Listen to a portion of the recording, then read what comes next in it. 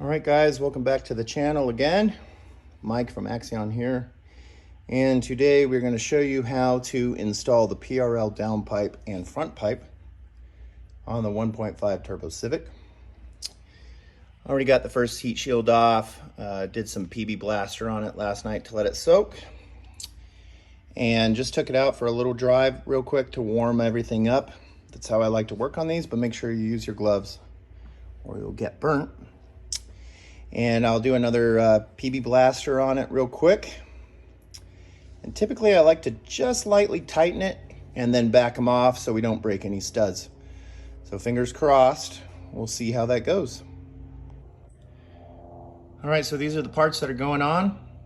PRL shipped them out early to us so we could do an install video, test them out on our hatchback.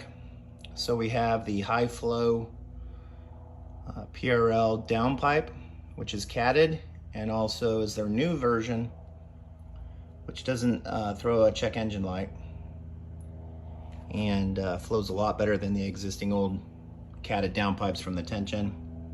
Got the front pipe, everything's 3-inch, and then we actually did the turn down from the 10 gen, which I'm not sure if we're going to use yet. I'm going to see how it sounds when we start up. If it's too loud, just hook it up to the stock exhaust, or we might just run open downpipe because I really don't care here in Arizona and they don't care about the noise, but it's really just depending on how loud it is for me. We don't really drive this car too much, it's just an extra car. But let's get into the install.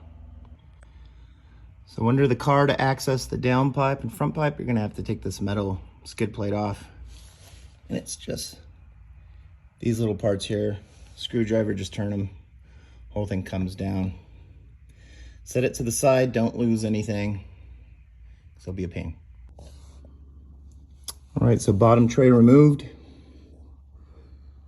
You can see the front pipe right here and the downpipe. Need to take those off also. You can get a rubber hanger here. And then obviously the 3 on the exhaust need to come off. Very straightforward. Okay guys, for a little bit of room just for the wrenches in that, take off your intake here and the box, just set it to the side. That'll give you more leverage. Definitely gonna need a breaker bar for these because they are on pretty snug. Just make sure you soak them. All right guys, those are your 14 mil off the car. And look at that. Studs are intact, no issues. Came off super easy. Like I said, just make sure they're at least heated up a little bit and just soak the shit out of them. Yeah, and they'll come off perfect. All right, so let's get the downpipe off. We got 3 bolts underneath. All right, guys, everything's off. You also have to take these bracket parts that attach to the downpipe. So all we'll have to do is unclip the O2 sensor and take it out in one go, and then take the O2 sensor off and swap it on the PRL downpipe. Sometimes you have to loosen these just so there's a little bit more wiggle room for the PRL downpipe to go in. And then next up is the front pipe. All right, the downpipe is out. And just wanted to show you guys the engine code on this. Sport Touring L15b7. So basically 10 gen SI motor, but with a lot of differences now, obviously. So let's go ahead and take a look at the downpipe comparison. So we have the stock downpipe. That's where it connects to the front pipe. And you have this horrible exit right off the turbo into the large cat. You can see the differences just on the flow. Smaller cat, larger opening here. Very noticeable. So it should pick up a lot of horsepower on this and not throw a check engine light. Thanks, PRL.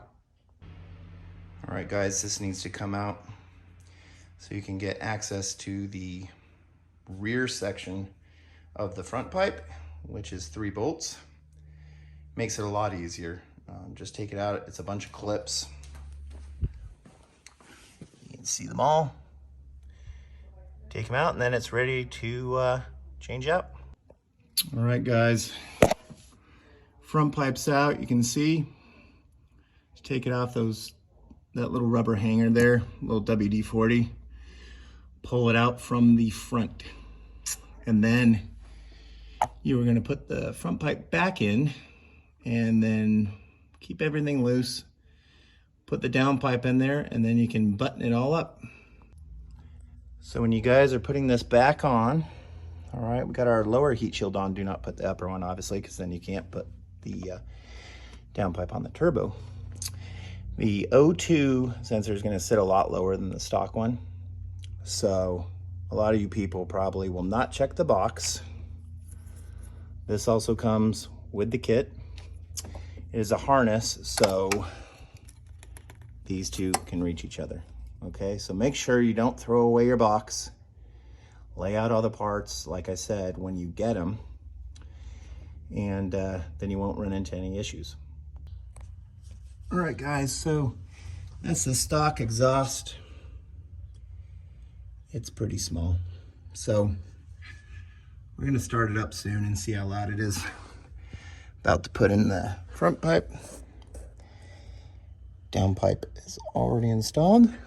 So let's get it in. All right, the front pipe's in. You're just gonna insert that end right into the rubber. Keep these all loose because it's gonna move around. So PRL supply the gasket for the downpipe and the front pipe. And you're gonna use these, they're 8mm Allen key. Just make sure you have that before you get around to installing. Make sure you have the proper tools. It's mainly, you're gonna need a O2 socket, so get your O2 sensor off. A 12mm, and most of the stuff is 14 mils. And then just get the clips off with a screwdriver, or if you have the proper tool. And yeah, that's pretty much everything.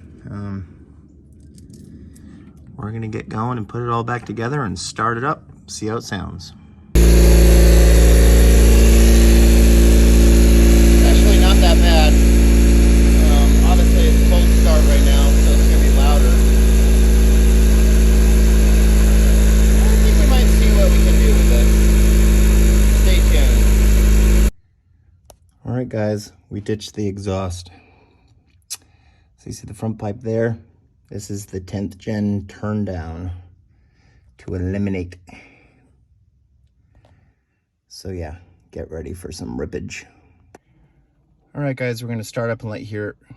Windows are down. This is just cold start and idling, no exhaust, PRL downpipe, front pipe.